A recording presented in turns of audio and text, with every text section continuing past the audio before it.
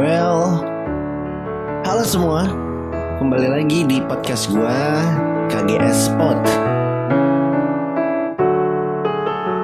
Oke guys, gua mau cerita sedikit nih tentang apa yang mungkin terjadi. So straight to the case. Oke guys, pernah gak lo ngerasa bahwa hal yang lo bayangin dan lo takutin itu terjadi gitu aja di hidup lo? Kayak misalkan contohnya nih, lo itu takut banget sama yang namanya ketemu kecoa. So somehow tiba-tiba itu makhluk ada di depan lo, seolah menyapa gitu, kayak ketemu teman biasa, teman lama. So gimana pendapat lo? Ketemu dengan hal yang paling creepy dalam hidup lo, let me guess, lo pasti ketakutan dan gak nyangka bisa secepat itu. Dalam artian pertemuannya itu, well, begitu juga dengan yang terjadi sama diri gue belakangan ini. Entah kenapa satu hal yang gue takutin itu terjadi gitu aja, bener-bener mengalir, bener-bener unexpected banget dan stunning. It's stunning. But however, life must go on, right? Waktu itu entah kayak petir di tengah bolong, gue ketemu sama yang namanya pengkhianatan. Sakit. Well, jelas, it takes years to me for healed. Pengkhianatan buat hampir semua orang itu menyakitkan dan benar-benar kejam. Pengkhianatan teman misalnya, yang tiba-tiba semua orang jadi tahu aib kita. Padahal kita yakin 100% kalau cerita itu nggak ada yang tahu, unless your closest friend. Tapi pernah nggak kalian berpikir kalau pengkhianatan itu sebenarnya adalah sifat alami manusia? So bukan bermaksud untuk membenarkan, tapi coba deh kita dalami kenapa bisa terjadi pengkhianatan. First of all, pasti ada sesuatu yang nggak match, gak sesuai antara harapan dan hasil nyata. Contoh, kalian berteman sangat dekat dan kalian cerita dari baik sampai buruk kalian ke teman itu, tanpa ragu, tanpa ada rasa curiga. So you expect your friend to be a good friend for you. Buat teman lo yang dengerin, harapannya adalah dia bisa dipercaya. So suatu saat kalau dia butuh bantuan, lo lah yang dihubungin pertama kali. So gimana kalau itu gak terjadi? Harapan tersebut gak terjadi. Apa yang kalian rasa? Kecewa kan? Iya, kecewa. Ini yang membuat kita semua merasa sakit, Anda dan saya. Kekecewaan yang terjadi karena kesadaran kita bahwa harapan kita adalah semu, bahwa kita sudah dipermainkan oleh sesuatu yang namanya harapan. Guys, kecewa itu sangatlah wajar. Ya karena kita manusia. Sama seperti fakta bahwa kita adalah makhluk sosial yang gak bisa hidup sendiri. So gimana cara kita terhindar dari rasa kecewa?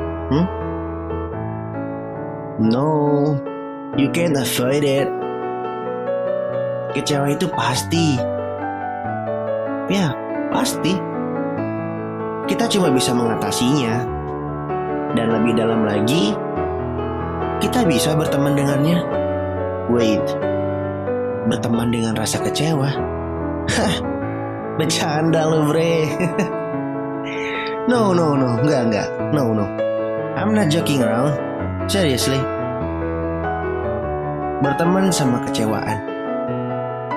Iya memang sulit. Ya, gue paham. Gue juga butuh bertahun-tahun kok untuk bisa berteman sama yang namanya kekecewaan.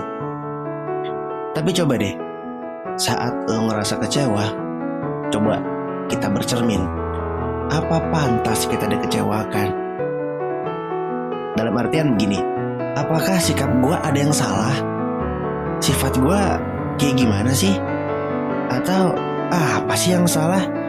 Kok ya dia begitu? Ini bukan bermaksud untuk ngejudge diri kita, cuma menggali kemungkinan apa yang terjadi sampai kita merasa kecewa. Habis kita ketemu kenapanya, mulai berdamai dengan itu. Jangan nyalahin diri sendiri dengan berkata yang bukan-bukan sama diri sendiri.